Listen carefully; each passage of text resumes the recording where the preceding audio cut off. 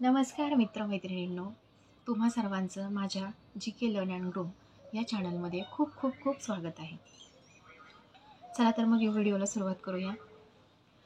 आता मी हा व्हिडिओ का बनवला आहे, कोणासाठी बनवला आहे हे मी अगोदर तुमच्याशी शेअर करणार आहे. कारण व्हिडिओ बनवण्याचं कारण एकच आहे की मी 2025ची टेट एक्झाम दिलेली आहे आणि ही एक्झाम देत असताना मला खूप साऱ्या अडचणी आल्या आणि अडचणी आल्यानंतर मी ज्यावेळेस कंप्लेंट रजिस्टर केली त्यानंतरचा आलेला रिप्लाय, हेच मेन रिझन आहे या व्हिडिओचं. तर पहा, टेट एक्झाम 2025 ज्यावेळी नोटिफिकेशन आलं त्यावेळी मी तयारीला लागलेली. खरं सांगायचं तर आता काही स्टुडंट्स आहेत, शिक्षक मित्र आहेत, ते जवळजवळ एक ते 2 वर्ष तयारी करत आहेत. पण माझं तसं नव्हतं. मी शाळेवर जॉब करते आणि एप्रिलची सुट्टी, एप्रिलमध्ये रिझल्ट लागला. त्याच्यानंतर नोटिफिकेशन आलं आणि नोटिफिकेशन आल्यानंतर मी अभ्यासाला सुरुवात केली. आता अभ्यासाला सुरुवात केल्यानंतर पहिला मनात येणारा प्रश्न की घरी अभ्यास केल्यानंतर आपल्याला नक्की पेपरमध्ये काय विचारलं जाणार आहे, नक्की पेपरमध्ये कोणकोणत्या प्रकारचे प्रश्न येतात, या गोष्टी तर माहीत हव्यातच. आणि मी त्यात 2022ची एक्झाम दिलेली नव्हती, त्याच्यामुळे खूप डाऊट्स होते मनामध्ये. तर मग एक विचार केला की आपण क्लासेस जॉईन करूयात. म्हणून मी इग्नाईट अकॅडमीचे क्लास जॉईन केले. पेपरला एक महिना असताना अगोदर क्लास जॉईन केले. तरीही वाटत होतं आता आपण क्लास जॉईन केलेत आणि क्लास जॉईन केल्यानंतर आपला अभ्यास कव्हर होईल का, कारण जे लेक्चर चालू असतात कंटिन्यू, ते लेक्चरही कधी कधी पाहायला भेटत नव्हते. मला तर आठवत नाही, मी फक्त कुठल्या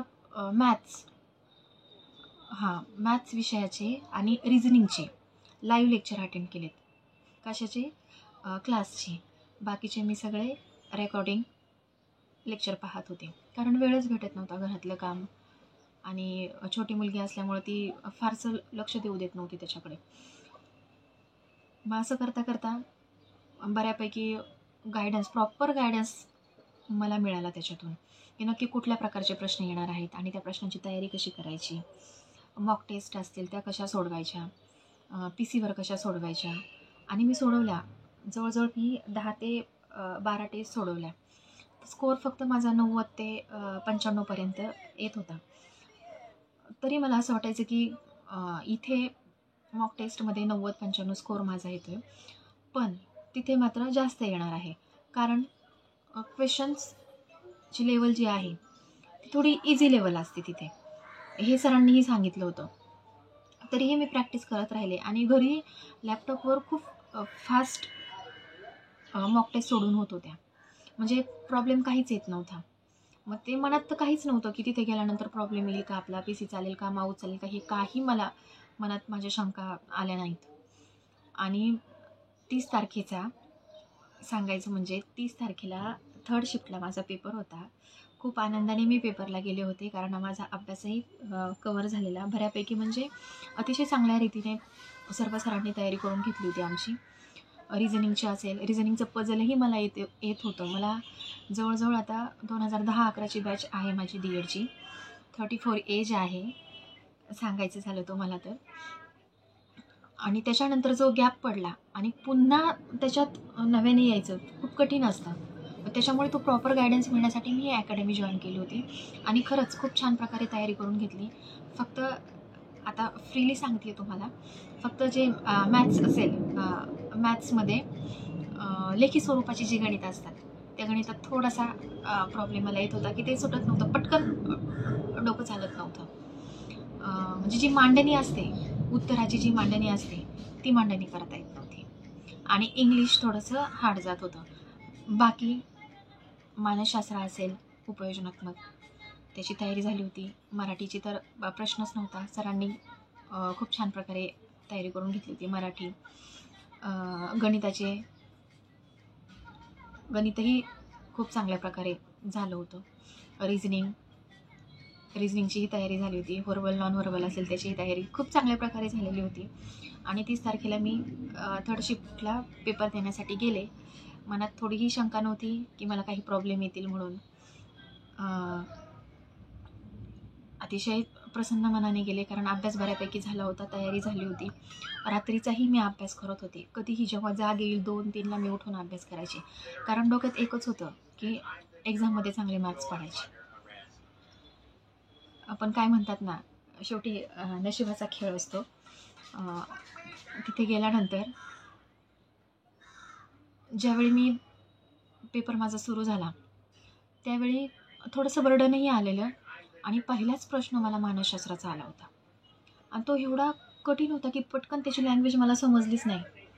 आणि मनात खरंच आता हसण्यासारखा विषय आहे, मनात एक प्रश्न आला की MPSCच्या मुलांना जो पेपर असतो त्या प्रकारचा चुकून पेपर पॅटर्न मला तर नाही आला, मला असं वाटलेलं. आणि तिथंच थोडीशी लेवल माझी डाऊन झाल्यासारखी झाली. पण ठीक आहे, काय नाही, नंतर सोडवत गेले. टार्गेट तर होतं 200 प्रश्न पूर्ण सोडवायचे, म्हणजे जे येत आहेत ते प्रश्न माझे कव्हर करायचे पूर्ण. आणि जे पझल असेल, नातेसंबंध असतील, बाकीचे जे होते 5-5 क्वेश्चन ज्याचे आहेत ते नंतर सोडवायचे, हे मी ठरवलेलं होतं. आकृत्यांकडे लक्ष द्यायचं नाही, ज्या रिझनिंगच्या होत्या त्याच्याकडे. आणि मी त्याच प्रकारे पेपर सोडवला. 200 प्रश्नापर्यंत गेले आणि चेक केलं तर पूर्ण टाईम हे झाला, कारण माझा एक क्वेश्चनचा ॲन्सर क्लिक करताना 2 ते 3 वेळा मला ते ॲन्सर क्लिक करावं लागत होतं. आणि मध्यंतरी माऊसचा जो कर्सर असतो तो जो स्क्रीनच्या वरती गेलेला तो परत खाली यायला बराच वेळ लागला.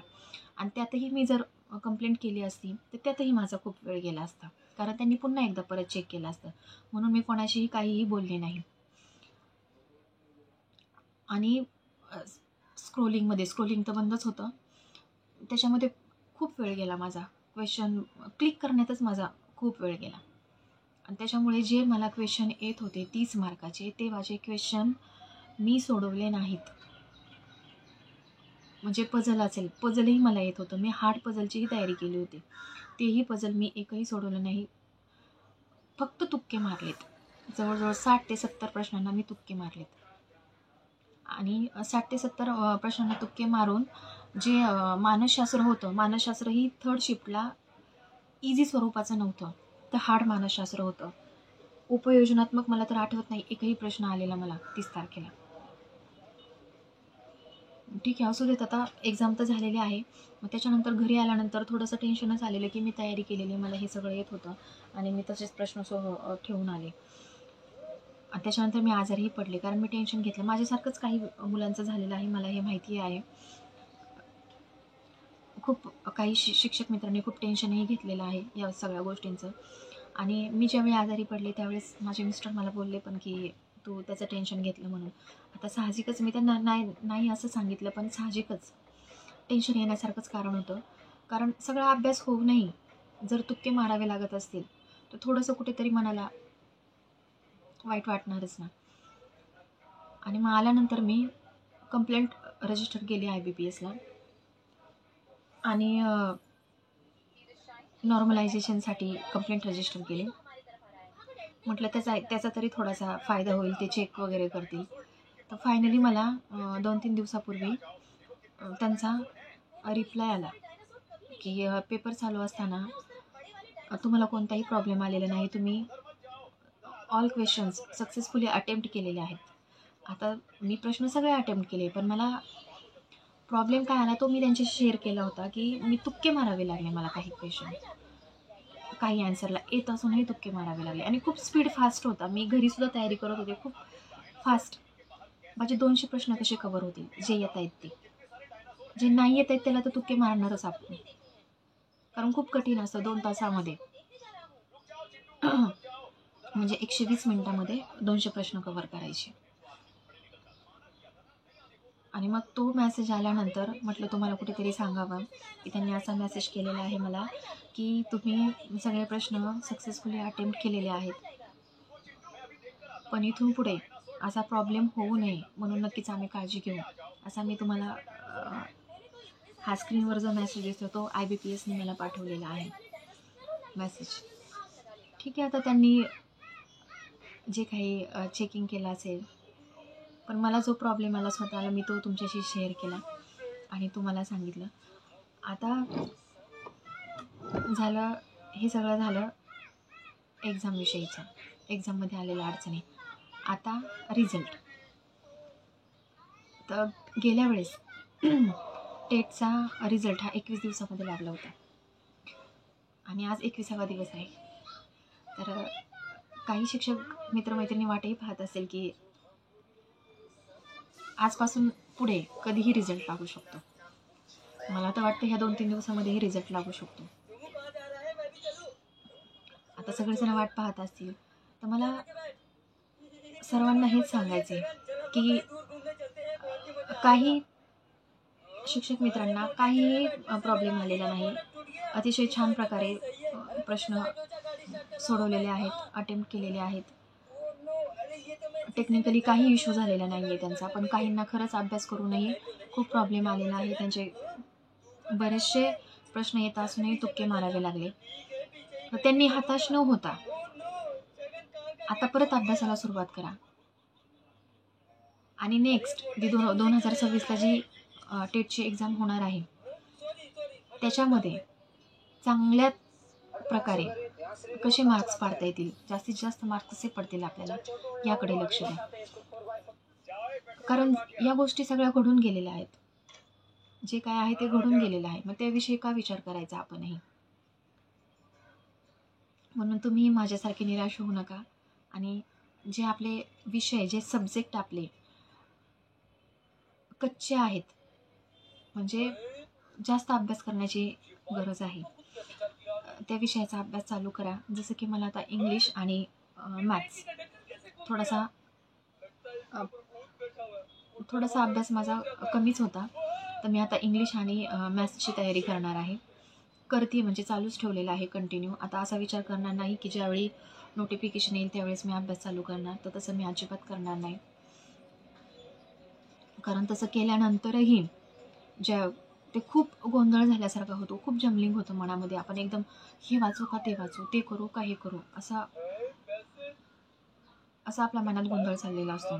त्यापेक्षा आतापासूनच जर अभ्यासाला सुरुवात केली तरी चांगलंच आहे. आणि ज्यांना चांगले मार्क्स पडतील त्यांनीही चालू ठेवला तरी काही प्रॉब्लेम नाही आहे. कारण अभ्यास केलेला कधीही वाया जात नाही. आपल्याला तो कुठे ना कुठेतरी उपयोगी पडतोच. आणि हे सगळं बेसिक आहे. त्याच्यामुळे आपण शिक्षक झालो तर आपण आपल्या विद्यार्थ्यांनाही परफेक्ट करू शकतो त्याच्यामध्ये. तर नक्की माझा हा व्हिडिओ कसा वाटला तुम्हाला ते सांगा. आणि मी यूट्यूबचा चॅनल सुरू केल्यापासून GK लर्न अँड ग्रो हा चॅनल मी यासाठीच चालू केलेला आहे की माझ्यासारख्या सगळ्या मित्र माझीही प्रॅक्टिस होईल आणि इतर विद्यार्थ्यांचीही प्रॅक्टिस होईल की त्यांच्या सामान्य ज्ञानामध्ये भर पडेल. त्याच्यामुळे जर तुम्हाला GKच्याच नवनवीन प्रश्न पाहायचे असेल किंवा माझे व्हिडिओ पाहायचे असतील तर माझ्या चॅनलला नक्की सबस्क्राईब करा आणि माझा व्हिडिओ आवडला असेल तर लाईक करा. धन्यवाद.